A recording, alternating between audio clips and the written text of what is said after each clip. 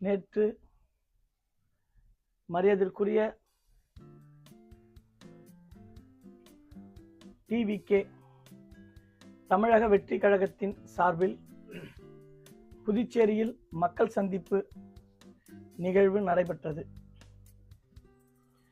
அந்த கூட்டத்திற்கு வந்திருந்த எண்ணற்ற தோழிகள், தாய்மார்கள், தங்கைகள், இவர்தான் தலைவர், இவர்தான் தலைவர், நாளை இவர்தான் முதல்வராக வருவார், இவர்தான் எங்களை எல்லாம் வழிநடத்தக்கூடியவர், இவர்தான் எங்களுடைய உயிர் தலைவர், இவருக்காக நான் உயிர் கூட கொடுப்பேன் அப்படின்னு சொன்னவங்க கொஞ்சம் பேர். இதையும் மீறி ஒரு தங்கை மொட்டையே அடிச்சுக்கினாங்க. அவர் இல்லைன்னா நான் இல்லை, நான் சின்ன பிள்ளைலேருந்தே அவரை தான் பார்த்து வளர்ந்தேன், அவர் தான் என்னுடைய உயிர், அவருக்காக நான் உயிர் கொடுப்பேன் அப்படின்னு ஒரு தங்கை சொன்னாங்க. இன்னும் 2-3 தோழிங்க சொன்னாங்க, நான் இன்னைக்கு வேலைக்கே போகல, நான் வேலையெல்லாம் லீவ் போட்டு அவருக்காக தான் இன்னைக்கு நான் ஃபுல்லாக வந்தேன் அப்படின்னு சில பேர் சொன்னாங்க. நமக்கு என்னன்னா, தலைவர் என்கின்ற சொல்லுக்கு பின்னால் தியாகம் என்கின்ற ஒரு சொல் இருக்கிறது என்பதை மறந்து விட்டார்கள் போல. தலைவர் என்கின்ற ஒரு சொல் இருந்தால் அதற்கு பின்னால் உழைப்பு என்கின்ற ஒரு சொல் இருக்கிறது. தலைவர் என்கின்ற ஒரு சொல் இருந்தால் அதற்கு பின்னால் எத்தனையோ நிகழ்வுகளை தாங்கிக் கொள்ளுகின்ற மனப்பான்மை இருக்கிறது, அனுபவம் இருக்கிறது, உழைப்பு இருக்கிறது என்பதை நிறைய பேர் மறந்துடுறாங்க. சரி, அப்படி என்னதாங்க மரியாதைக்குரிய நடிகர் விஜய் தியாகம் செஞ்சிருக்காரு, இந்த மண்ணுக்கும் இந்த மக்களுக்கும் அப்படி என்னங்க உழைச்சிருக்கிறாரு அப்படின்னு அவர் சினிமாவுக்கு வந்த காலத்துல இருந்தே போய் பார்த்தா, ஏதோ ஒரு சில நேரத்துல ஈழத்தமிழ் மக்களுக்காக உட்கார்ந்து இருக்காரு, ஒரு சில இடத்துல எதையாவது மீறி பேசுற மாதிரி ஏதோ ஒரு சில இடத்துல பேசியிருப்பாரு. அவ்வளவுதான் எனக்கு தெரிஞ்சு அவர் தியாகம் செஞ்சது.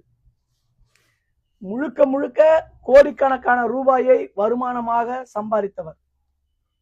அப்பாவி மக்கள், உழைக்கின்ற மக்கள் அன்றாடம் 100க்கும் 50க்கும் போய் ரத்தத்தை வேர்வையா சிந்தி உழைச்சி அதன் மூலயமா டிக்கெட் வாங்கி, பிளாக்ல டிக்கெட் வாங்கி அடிச்சு புடிச்சு சினிமா தியேட்டர்ல போய் படம் பார்த்ததுனால இன்னைக்கு அவர் பல கோடிக்கு அதிபதியாக திகழ்கிறார்.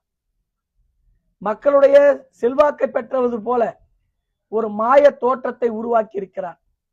அது என்னவோ தெரியல, தமிழகம் புதுச்சேரிக்கு மட்டும்தான் இந்த சினிமா மோகம் மிக மிக மிக அதிகமாக இருக்கிறது. திரையில் பார்க்கின்ற ஒரு கதையின் நாயகனை நம் நிஜ வாழ்க்கை நாயகனாக நாம் கருதுகிறோம். திரையில் ஒரு தாய்மாரை போய் அவர் கட்டிப்பிடித்து முத்தம் கொடுத்தால் அது நிஜத்தில் நடப்பது போல் நாம் நினைத்துக் கொள்கின்றோம்.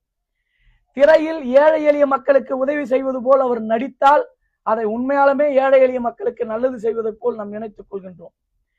திரையில் காவல்துறையில் உதவி வாங்குவதை போல் அவர் நடித்தால் அதை நிஜத்திலே மக்களுக்காக போய் அவர் காவல் நிலையத்துல அடி வாங்குறாரு, உதவி வாங்குறாருன்னு நம்ம நினைச்சுக்கிறோம்.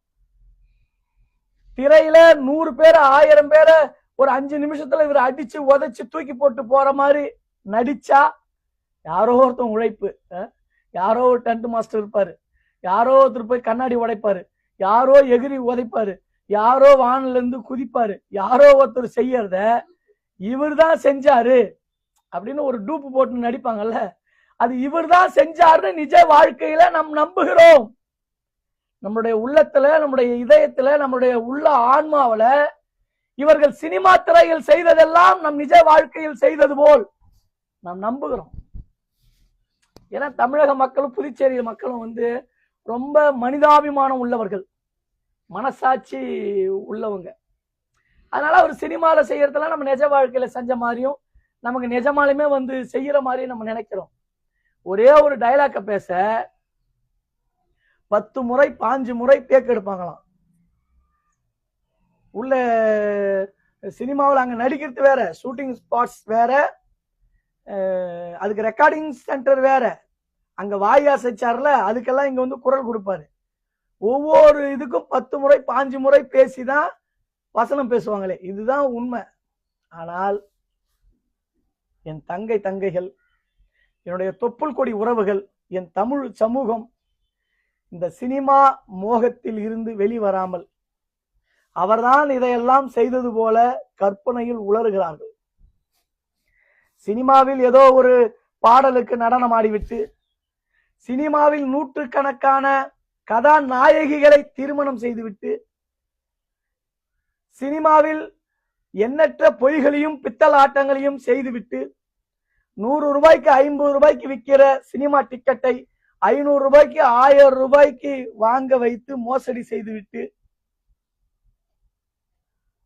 இந்த மக்களை நான் தான் காக்க போகிறேன், 2026 நான் தான் சட்டமன்ற தேர்தலிலே மாபெரும் வெற்றி பெற்று தமிழக முதல்வராக போகிறேன் என்று கொக்கரித்துக் கொண்டிருக்கிறார்கள். கொண்டிருப்பவர்கள் நாம் என்னவென்று சொல்வது? மனசாட்சியே இல்லாம நம்மள பார்க்க வந்த, நம்ம முகத்தை காண வந்த 41 உயிர்கள் இறந்து விட்டதே என்று கொஞ்சம் கூட ஈரப்பதம் இல்லைங்க.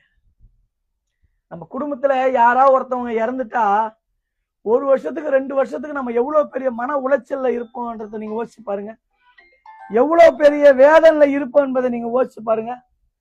72 நாள், 1 நாள் 2 நாள் இல்ல, 72 நாள் கழிச்சு ஒரு கூட்டத்துக்கு வர, அந்த கூட்டத்துல நீ பேச போற, எதுக்கு மாத்திர மாட்டியா?